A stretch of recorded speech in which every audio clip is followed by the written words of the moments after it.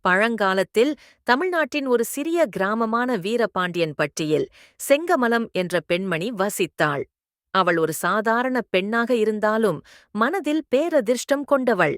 அவளுடைய கணவர் கிராமத்தின் தலைவர். தீவிரமாக நாட்டினை பாதுகாக்க போரில் ஈடுபட்டிருந்தார். ஒருநாள் எதிரி ராஜ்யத்தின் வீரர்கள் கிராமத்தை கைப்பற்ற முயன்றனர். கிராம மக்கள் அச்சத்தில் ஓடி மறைந்துவிட்டனர். ஆனால் செங்கமலம் மட்டும் அஞ்சவில்லை. அவள் தனது கணவரின் கைத்துப்பாக்கியையும் சில ஆயுதங்களையும் எடுத்துக்கொண்டு, இந்த மண்ணை எவரும் கைப்பற்ற முடியாது என்று உறுதியுடன் கூறினாள். அவள் கிராமத்தின் சில இளைஞர்களை திரட்டினாள். அனைவரும் வீரத்துடன் கூடி எதிரிகளை எதிர்கொண்டனர். செங்கமலம் முன்னின்று போராடி எதிரிகளை விரட்டினாள். கிராம மக்கள் திரும்பி வந்து அவளுடைய துணிச்சலுக்கு கை தட்டினர். அந்த நாளிலிருந்து செங்கமலம் வீரத்தாய் என போற்றப்பட்டாள்.